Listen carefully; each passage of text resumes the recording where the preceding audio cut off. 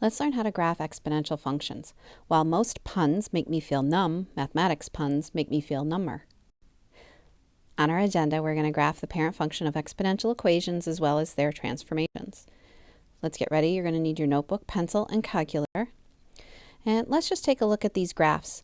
For graph A, we have some COVID cases. You can see at the bottom our x-axis is the date. So this is last year, looking into July and August. And it started to increase. And we call that a growth. When you read the graph left to right and it's going up, it's a growth. If we look at graph B, this is the value of a 1997 Dodge Caravan over time. You can see the age here.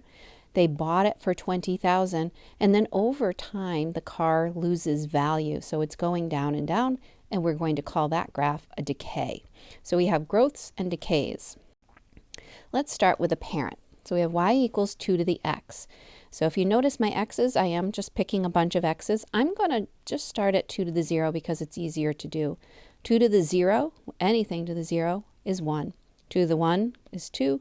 2 squared, 4. 2 to the 3 is 8. Let's go back to the negative. So we have our negative exponent, 2 to the negative 3. And the negative exponent means reciprocal. So I'm going to say 1 over 2 to the 3, which is 1/8. 2 to the negative 2, which is 1 over 2 to the 2, so 1/4. 2 to the negative 1 is 1 over 2 for 1/2. So if I kept going backwards that way, this is going to get smaller and smaller and smaller, but it's never going to reach 0. So I'm going to start with my y-intercept, 0, 1, 1, 2, 2, 4, 3, 8, somewhere up there. And then going backwards, negative 1, 1/2, 1/4, an 1/8, and we're going to get closer and closer, but we're not going to touch the x-axis because that's 0. So as you draw these, draw it as a smooth curve going through your points.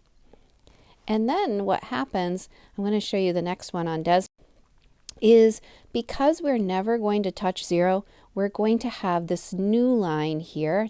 I had it dotted, and that is called an asymptote. And an asymptote is a line that the graph approaches but doesn't touch. Here it's a horizontal line, so it's the equation y equals 0. That's going to be an important part of our graphs, and we're going to draw them in because it helps form them. It helps give it its shape. Let's look at this graph. So y equals 1/2 to the x. The 1/2 is our base. I'm going to start at 0 again. So 1/2 to the 0 is 1. 1/2 to the 1 is 1/2. 1/2 squared means 1 squared over 2 squared, so it's 1/4. 1/2 cubed means 1 cubed over 2 cubed, so it's 1/8. You can see here we're getting smaller and smaller. So now if I go backwards, 1/2 to the negative 1 is the reciprocal, so it's 2. 1/2 to the negative 2 is the reciprocal, so it's 4, 2 squared. 1/2 to the negative 3 is 2 to the 3, which is 8. So I'm going to go ahead and graph those. I'm going to start with negative 2, 4 because it's on the graph, negative 1. And I have my y-intercept again. It's the same thing, if you notice, as last time, 0, 1. We have 1 1/2 and 1/4 and an 1/8. And again, I'm getting closer and closer to 0, but I'm never going to reach 0. I draw that for my exponential decay.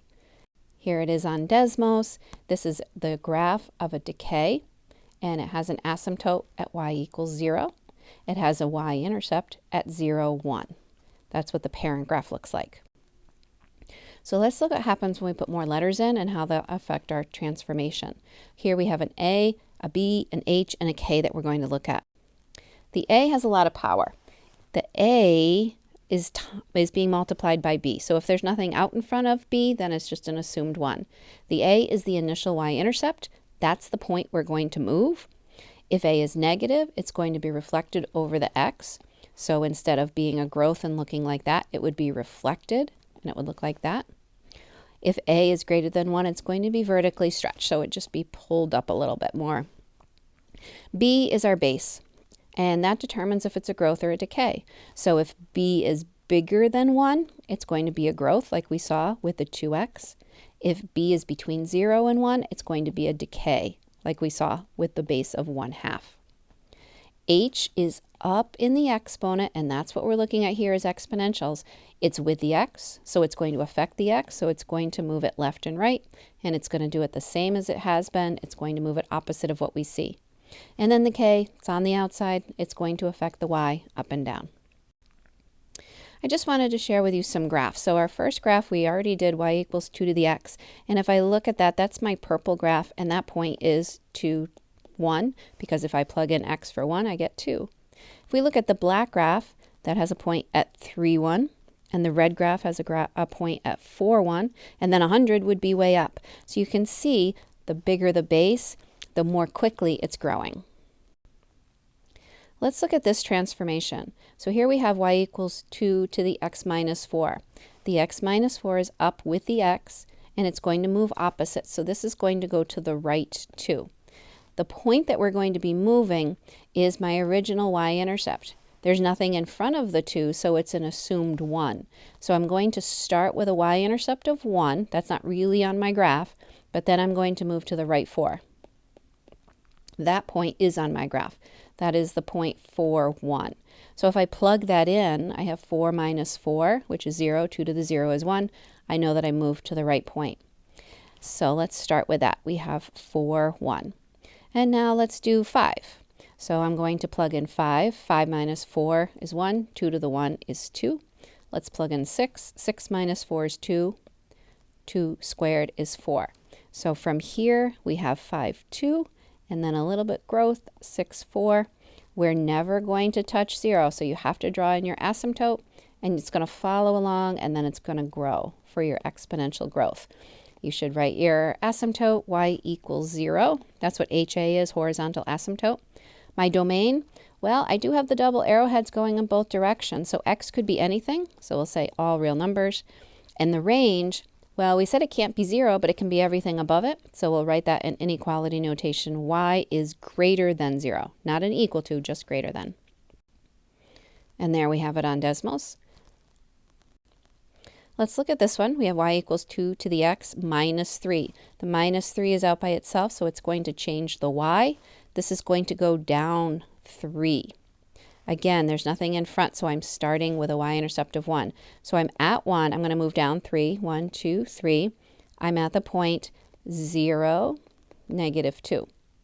This change in y is also going to change my asymptote. It was originally at 0. Now it's going to move down to negative 3. So any change in y will move your asymptote. You should draw that in before you have your graph so that you can get a better shape. So we have our point 0, negative 2. The next x value I'm going to put is 1. 2 to the 1 is 2. 2 minus 3 is negative 1. So negative 1. So I have a point at 1, negative 1. I'm going to plug in 2. 2 squared is 4. 4 minus 3 is 1. And I have a point at 2, 1. And we can follow our asymptote and draw our growth because our base is 2. Horizontal asymptote is now y equals negative 3. My domain is all real numbers, and my range is y is greater than negative 3. There it is on Desmos. I don't know what that point over there is. Let's look at this one. Notice my base has changed, so we should recognize that as a decay. This is going to be going down. Still don't have a number out in front, so my point that I'm going to move, I'm going to start at 1, and then I have 2 changes with this one. So this is going to be a decay. It's going to go to the right, the left 1 because of that, and then it's going to go up 2. So this up 2 is going to change my asymptote. I'm going to start with that this time. I'm going to dot in my asymptote. We're at y equals 2. And then I'm going to go to 1 where I would be starting, and I'm going to go left 1 and up 2. And that is a point negative 1, positive 3. I'm going to check it. Negative 1 plus 1 is 0. Anything? Wait a minute. Negative 1 plus 1. Oh, yeah, is 1. Anything to the 0 is 1. 1 plus 2 is 3. So that's correct. I'm going to do 0. 1/2 to the 1 is 1/2. So we're at 2 1/2. We can plot that. And then when I plug in 1, 1/2 squared is 1/4, so we're at 2 1/4, so you can see we're getting closer to our asymptote.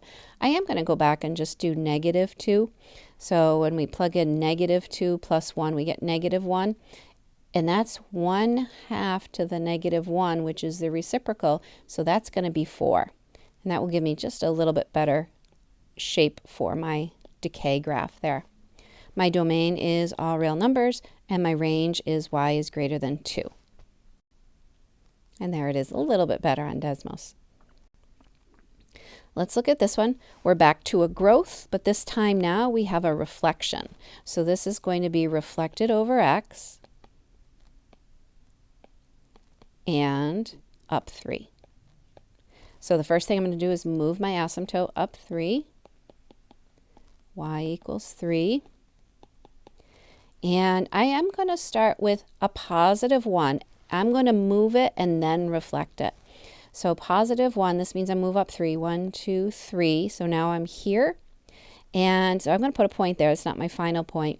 And now I'm going to reflect it. So what happens is I'm 1 away from the asymptote. So I need to go 1 away here, and I end up here. It's a little crazy. So we're thinking we're at 0, 2. Let's plug that in and see if it works. So -2 to the 0 is 1, -1, plus 3 is 2. So it does work. And then I'm going to do 1. So I'm going to plug in -2 to the 1. We do this first, 2 to the 1, then make it negative, plus 3. So we're looking at 1. So we have the point 1, 1. And then let's do 2. No parentheses, do this first. So it's -4 plus 3, which is -1. And what did I plug in? 2, -1. 2, -1. And then we can come along our asymptote, and we can see it is the reflection of a growth. My domain is all real numbers, and be careful, our range is a little bit different. It's y is less than 3 this time because it's going down. And there it is on Desmos. So you're going to use transformations in a table in order to graph. Remember that if b is greater than 1, it's a growth, and if b is between 0 and 1, it's a decay. H is going to shift it left or right. K is going to go up and down. If A is negative, it's going to reflect over the asymptote, and the asymptote is a line that the graph approaches. Nice job.